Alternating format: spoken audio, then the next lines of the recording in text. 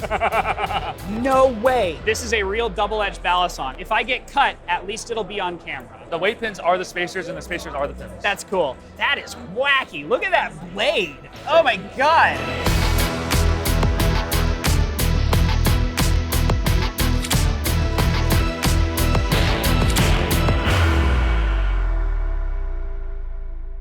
What's up, everybody, and welcome to another video here at Blade Show 2024. Today, we're going to be checking out the largest American manufacturer of balisongs in the entire world. This is Squid Industries, and they have a lot of awesome new products here at Blade Show, including the Squiddy-WH, which I just have to say, this is so cool having our own product collaboration at Blade Show. But anyways, let's go ahead and head over to Lucas and see what's going on here at Blade Show. Hi, Lucas. Hey, Wiley. Oh, that's what Brandon told you. Great. That's how we do it. Thanks, guys. Wow. Oh, wow. I wasn't ready for the Wiley jump scare. Wiley is what I used to be called back in high school and in the before times. All right, Lucas, well, what do we got going on today? We got a lot going on. How's the show been so far? It's been amazing. Yeah, it's been a great turnout. All the flippers came out to support us, and it's been a lot of fun. The Squid Industries booth is crazy this year, by the way. It is really long this time, which I think works out really well. There's a lot more like standing space out front of it. Now that we have it one long line, it's easier for us to display the product, and there's more space for people to hang out. And you guys are still doing the tuning this year, right? Yeah, we are. We have a maintenance station right over there. We got two of our best tuners taking care of everyone's products. I just got my nice. my Tsunami here tuned up by them, and they did an amazing job. They always do, though. The guys over at the tuning station are absolutely incredible. Dude, it's literally like factory fresh. I love it. As I said, we have the Squiddy-WH here, which is so cool. This is seriously the most awesome thing that we've gotten to be a part of so far. So thank you very much for doing this with us. But that's old news at this point. I want to hear about new news. We've been releasing quite a few things this year. So before the show, we have the Weehawk Kraken. Yes, so I remember this from last year. So this was, it was a prototype. Yep, and this is the first production. That's right. So this is the first production, and that's it in gunmetal.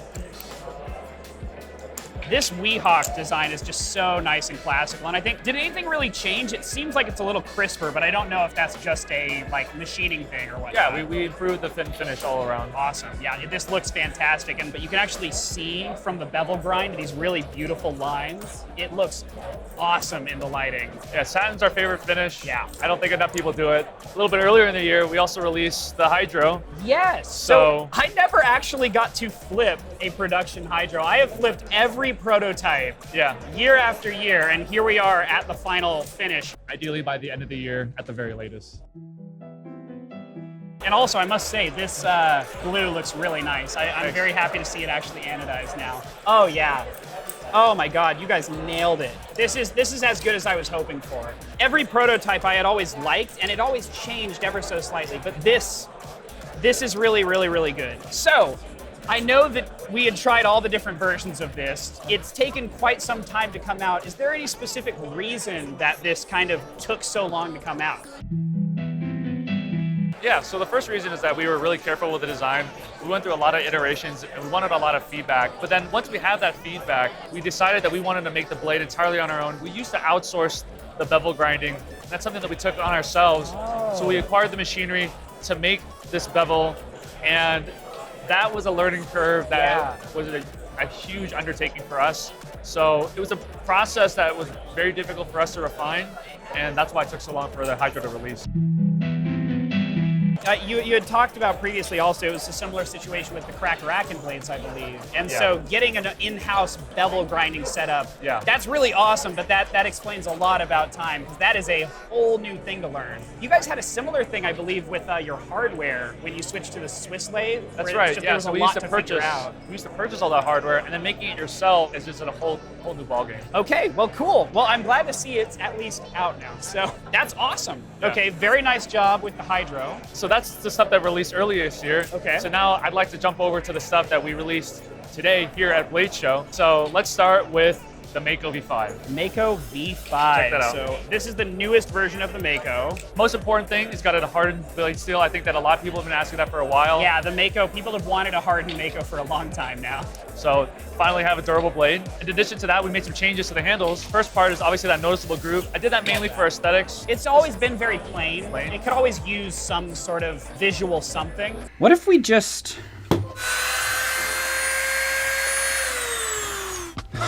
And not only does it add a nice little like visual flair, but also It's a little bit of grip as well. a bit of grip, yeah. Yeah. And then that's pretty cool. So we've added jimping, of course, and I wanted to mimic a gill style, just like the handles. So that's why I decided to make the jimping nice and curved. I think that's a really good design idea. I like that it has that sort of gill continuation of that nice curve. So you have the gills up here, the gills down here, and now the gills here. I always like that sort of small detail when it comes to designing a product where you're taking little things and kind of spreading it around the product, either callbacks to your own brand or callbacks to the product itself. And I think that's awesome. And then one thing that you can't actually see, but on the inside where the washers contact, we were able to mask the area that we actually bead blast. So the handles are bead blasted, as you've seen, but the thing is that bead blasted texture, while it's grippy and it's great for your hands, it's not great for tuning. Yeah. It makes the area where the washers ride a little gritty, but that's how the old Makos were. So with the new ones, we have a new blasting process where we actually mask the washer area exactly.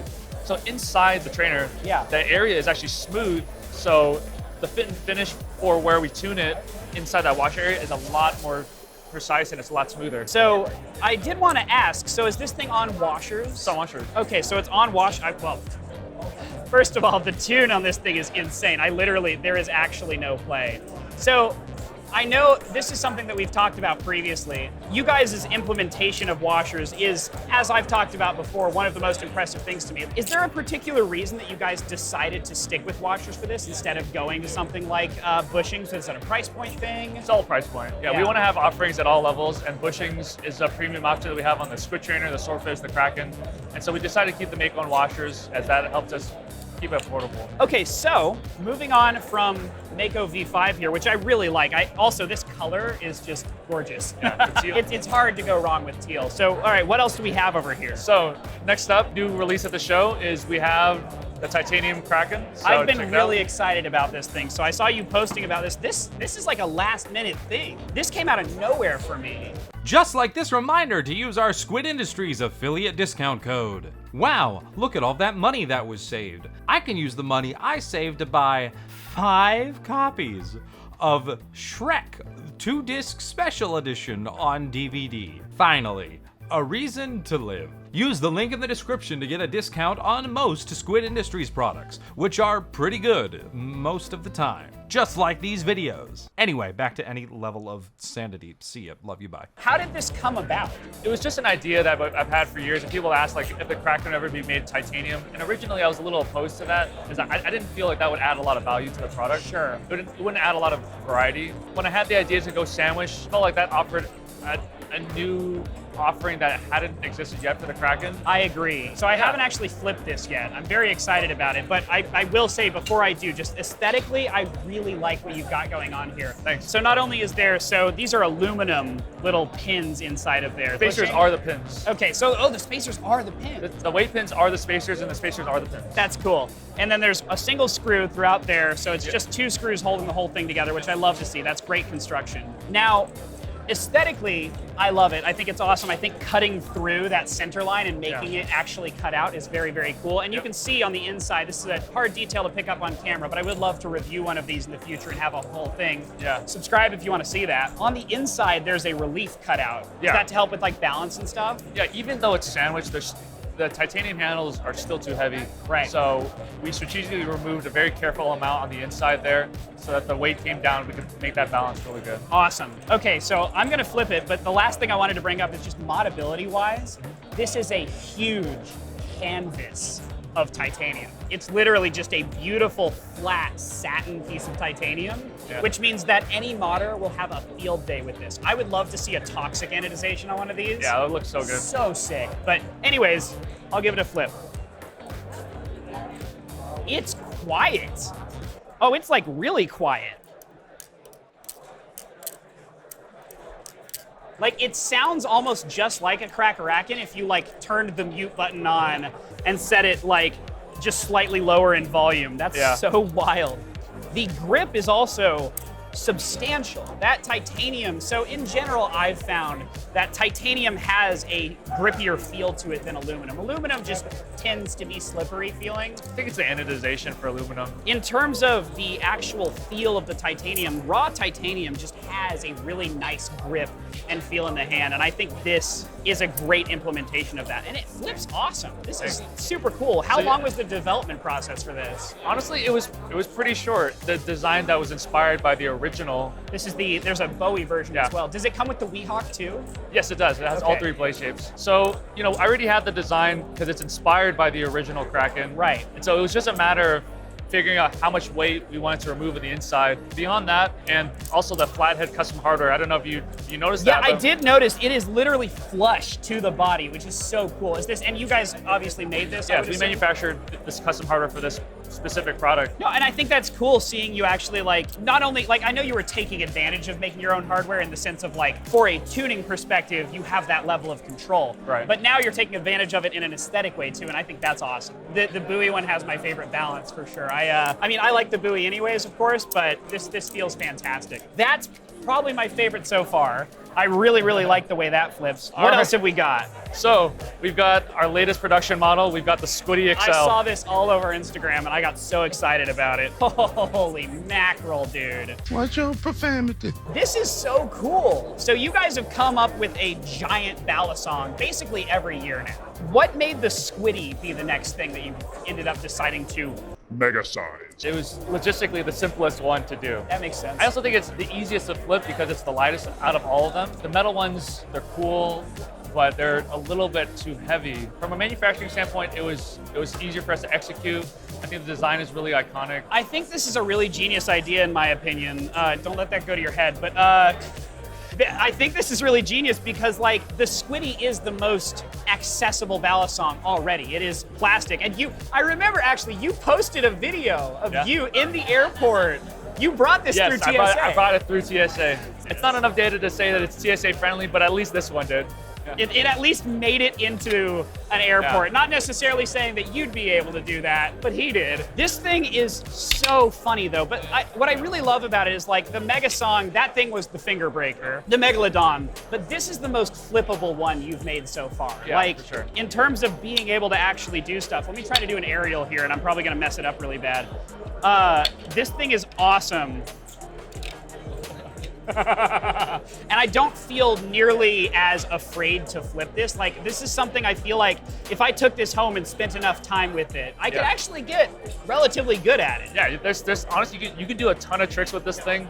I mean, I think that's some of like the tight finger work, like a cherry picker, you know, like for the full twirl, those are a little more difficult. Yeah. But a lot of like the rollovers and pretty much like most of the tricks you can do. Oh my God. I love the full, like when you do the toss, you just have a whole open hand to kind of like keep the momentum going. Yeah. It's those small little changes in the way that you flip that I would have to get used to with this thing, but I would love to get one of these. So these are for sale. Yeah, they're for sale. That's the other thing. This is the first time a large balisong like this has actually been for sale. That's right. Because this is the first time you've been able to produce one at any sort of volume and it be like economical. This is something I would assume that you're actually making some sort of profit on. This thing is fantastic, and it doesn't cost an arm and a leg, but it is the size of an arm and or leg. In fact, it's like literally the size of my entire arm if you go from the wrist. That's crazy. Yeah. Are there any other things you'd like to talk about? Oh, of course, Wiley.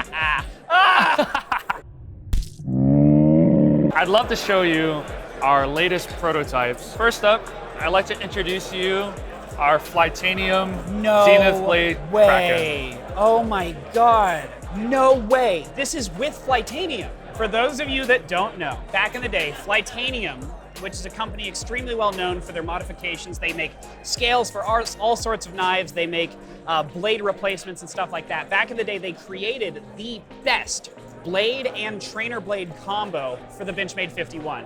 It had bushings pre-installed, which was a game changer at the time. But This is a legendary blade shape and a legendary collaboration to see you actually working with Flytanium to create this blade shape.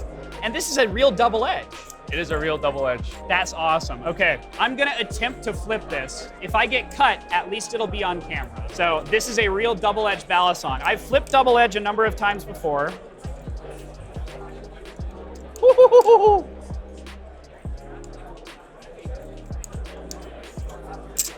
Nice.